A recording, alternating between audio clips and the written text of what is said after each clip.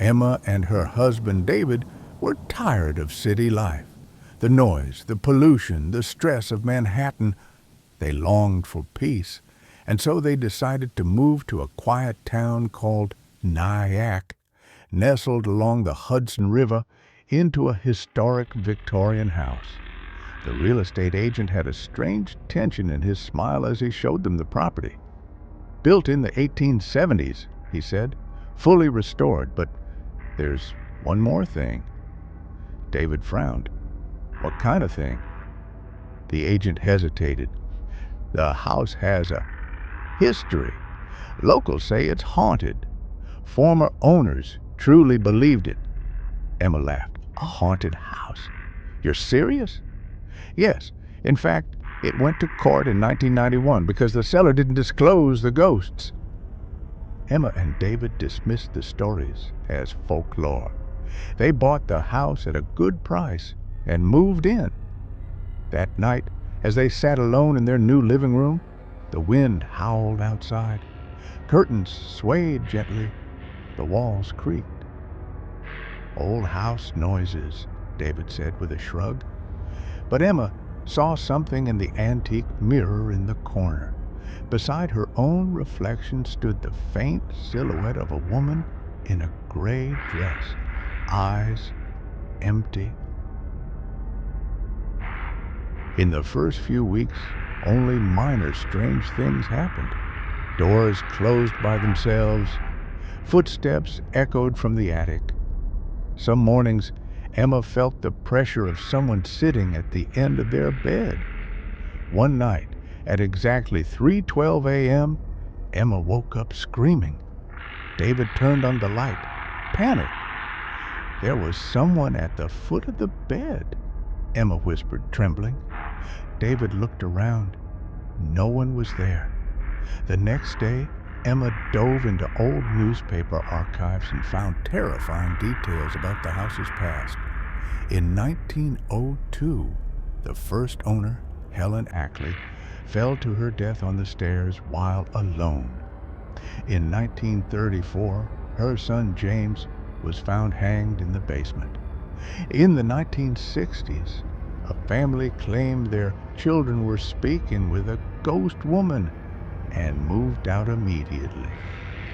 Emma increasingly felt watched. Eyes in mirrors, shadows behind doorways, whispers with no source.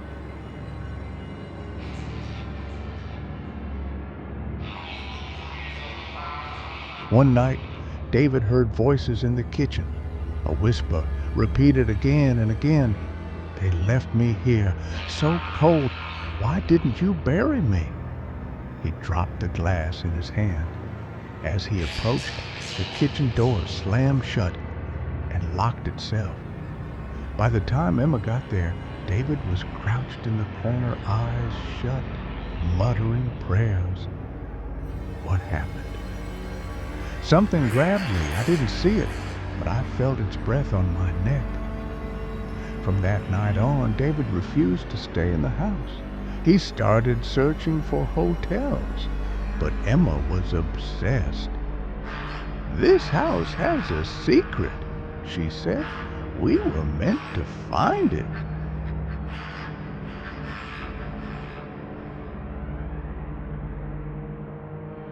While exploring the basement, Emma noticed a crack in one of the brick walls. She started chipping away. Behind it, she uncovered a hidden room. Inside was a decayed cradle, an old necklace, and a torn diary. As Emma read, her blood turned cold. My baby won't stop crying, but now only I can hear him. I know what I must do. Please forgive me. It was Helen Ackley's handwriting. Emma realized the woman hadn't died alone. She had killed her infant and hid the body in this secret room. The moment Emma picked up the necklace, the room turned icy cold. Light bulbs burst above her, and then a whisper. You found me?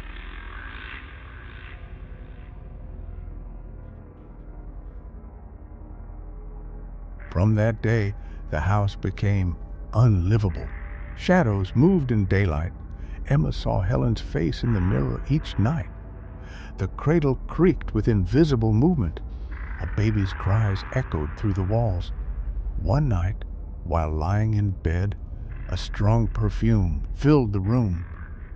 The window creaked open, and Helen's face emerged in the mirror. "Bury him, or we stay." The next morning, Emma and David went down to the hidden room. They moved the cradle and dug beneath it. There, they found tiny bones. A baby, buried and forgotten for over a century. They didn't call the police. Emma quietly buried the remains under the rose bush in the garden. That night, for the first